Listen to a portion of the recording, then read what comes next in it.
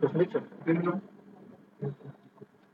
a plus b vector আর a minus b vector এই দুটো সমান। এবার বলেছে যে a ভেক্টর ও b ভেক্টরের মধ্যবর্তী কোণ কত। এইটা হলো প্রশ্ন। চলো কি হবে? 2016 সালে পড়েছিল দেখো নিটে। নিটে পড়েছিল 2016 সালে। হ্যাঁ হ্যাঁ হুম কত কি করে বার করতে হয় জানো? করো করো কিভাবে করতে হয় করো।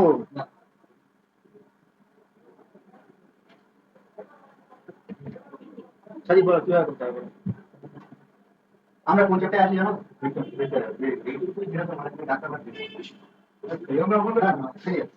অনেকে তো এটাই জানে না যে কোন চ্যাপ্টারে আছে। তারপরেও বুঝতে পারে না। ঠিক আছে বলো বলো বলো। এই হচ্ছে এ ভেক্টর আর এই হচ্ছে বি ভেক্টর, এই লব্ধি হলো সি ভেক্টর, তাই না? আবার দুটো অঙ্ক দিলে একটা পাবো। তাহলে এদের মধ্যবর্তী কোণ কিভাবে বার করতে হবে? এখন তুমি তো পাঞ্জাবি করে দিবে কিভাবে এলো ধরে নাও এ আর বি। তাহলে এখানে আমাদের কি করতে হবে? ধরি এ আর বির মধ্যবর্তী কোণ কত? সেটা ধরি আমি বাংলায় লিখছি। এ ভেক্টর ও বি ভেক্টরের মধ্যবর্তী কোণ তোমার অসুবিধা নেই তো? কোণ কত? থিটা। তাহলে এ ভেক্টর আর বি ভেক্টরের প্লাস করলে কত পাবো আমরা? Square plus B square plus 2 AB cos theta. এটা হলো কি নাকি?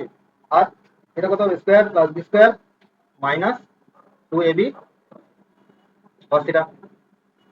কোনো ডাউট আছে? হ্যাঁ তাহলে এটা হয়ে যাবে কত? 4 AB cos theta. 4 AB cos theta সমান কত হবে? 0। তাহলে cos থিটা সমান কত হবে? 0। তাহলে কি দাঁড়ালো? cos কত হলো? Pi by 2। তাহলে থিটা ইকুয়াল টু কত হবে? Pi by 2। তুমি কত বলছিলে? 45।